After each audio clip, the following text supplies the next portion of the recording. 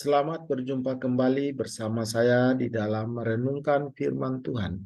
Hari ini di bawah tema kebaikan Allah membuat Nuh hidup bergaul dengan Dia.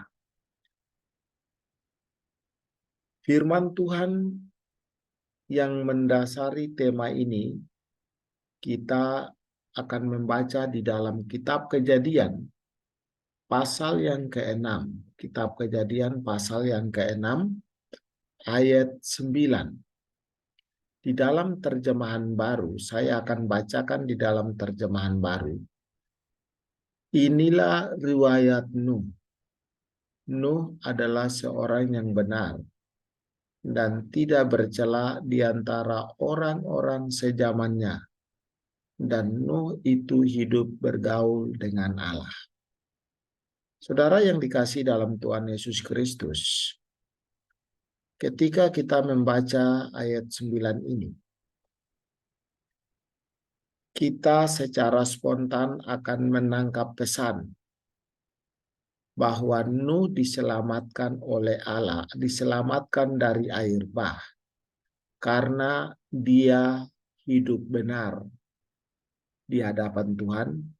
Dia tidak melakukan kecurangan, dia tidak melakukan dosa. Di sini dikatakan dia tidak bercelah ya, di antara orang-orang pada zamannya.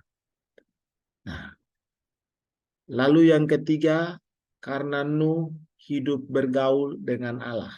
Jadi pertama, dia diselamatkan dari bahaya air bah karena Nuh hidup benar. Pertama. Yang kedua, karena Nuh tidak berbuat celah atau curang ya, atau dosa. Yang ketiga, karena Nuh hidup bergaul dengan Allah. Nah, pesan ini ya, atau pengertian semacam ini akan membuat kita ya, akan mempengaruhi pikiran kita bahwa kita ini diselamatkan karena kita berbuat baik, bukan karena anugerah. Ya, karena Nuh hidup benar, karena Nuh tidak bercela, karena Nuh hidup bergaul dengan Allah, sehingga dia diselamatkan dari bahaya air bah. Ya. Kalau Nuh hidup tidak benar, kalau Nuh selalu melakukan dosa, dan kalau Nuh tidak mau bergaul dengan Allah, tentu dia akan ikut dibinasakan bersama dengan orang-orang lain pada saat itu. Nah, prinsip atau pemahaman semacam ini adalah pemahaman yang salah. Kenapa salah? Karena seolah-olah keselamatan itu adalah usaha manusia, usaha kita. Nah, apakah Nabi Nuh diselamatkan karena hidup benar dan karena dia bergaul dengan Allah? Mungkin. Ada sebagian orang akan mengatakan yes, ya, benar. Tetapi kalau kita mau lihat teks ini secara utuh, kita lihat baik-baik dari ayat 1 sampai ayat 9, ayat 10, maka kita akan menemukan satu kesimpulan, satu inti bahwa Nuh diselamatkan bukan karena dia hidup benar, Nuh diselamatkan bukan karena dia tidak bercelah atau tidak berbuat dosa, Nuh diselamatkan bukan karena dia hidup bergaul dengan Allah. Lalu karena apa? Nah, kita lihat terjemahan yang lebih gampang dimengerti. Ya. Seperti terjemahan Sederhana Indonesia, Alkitab Terjemahan Sederhana Indonesia atau TSI, yang dikerjakan oleh Yayasan Al-Bata di Indonesia. Al-Bata itu artinya Alkitab bahasa kita, ya. Nah, Kejadian, jadi perikop ini dia gabungkan, dia mulai dengan pasal ayat 8, bukan ayat 9. Nah, ayat 8 dikatakan demikian. Tetapi Tuhan bermurah hati kepada Nuh. Lalu lanjut ayat 9. Beginilah riwayat tentang Nuh di antara semua orang yang hidup. Pada masa itu, hanya Nuh yang hidupnya benar di mata Allah. Nuh bersekutu erat dengan Allah. Nah, mari kita melihat dengan seksama, dengan teliti. Ayat ini dimulai dengan kata tetapi. Tetapi berarti ada sesuatu yang terjadi di bagian atas. Di ayat 1 sampai ayat 7. Ya. Jika kita melihat ayat 1 sampai ayat yang ke-7, maka kita akan menemukan bahwa kehidupan anak-anak manusia dan anak-anak Allah semakin hari semakin jahat di mata Tuhan. Kecenderungannya adalah melakukan kejahatan.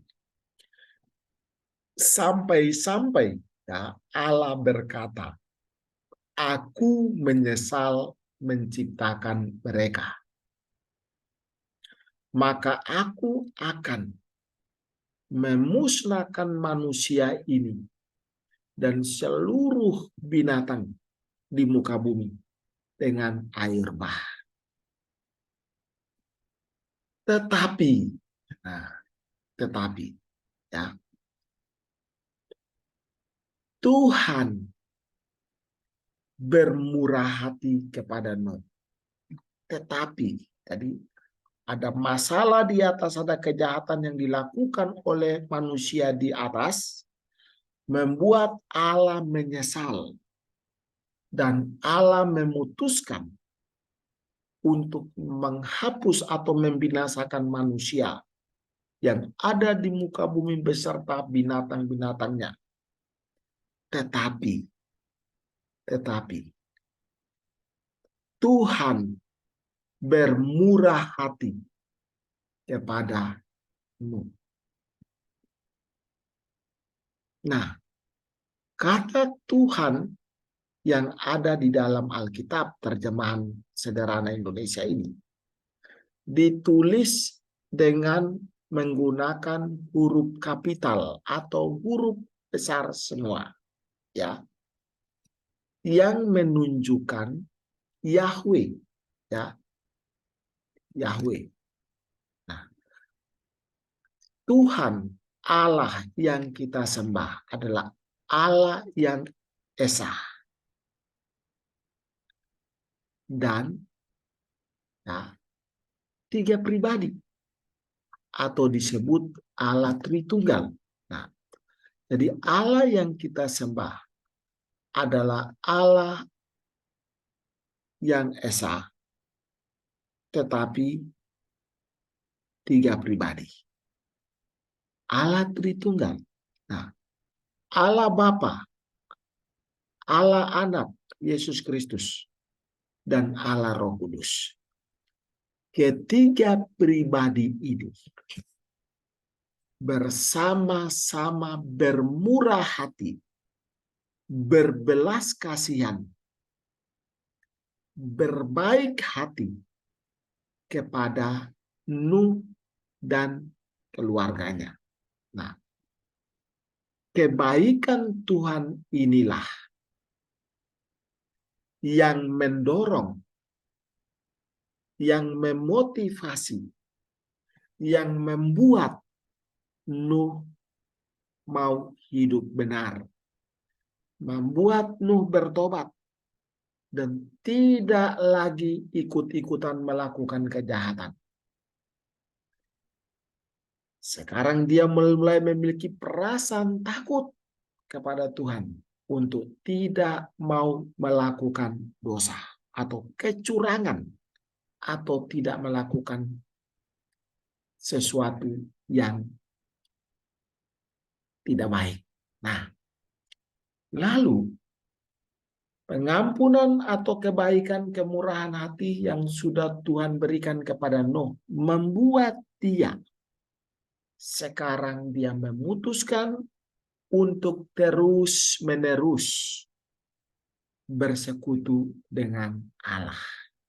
Nah, jadi bukan Nuh yang berbuat benar sehingga dia diselamatkan, tidak. Tetapi Tuhan yang bertindak lebih dahulu. Tuhan yang memutuskan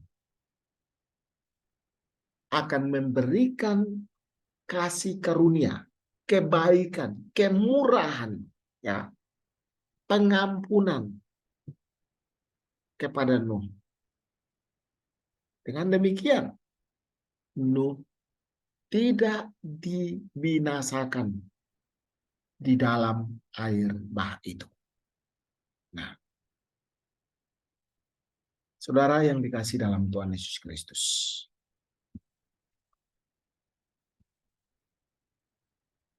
setiap orang yang pernah merasakan kebaikan Tuhan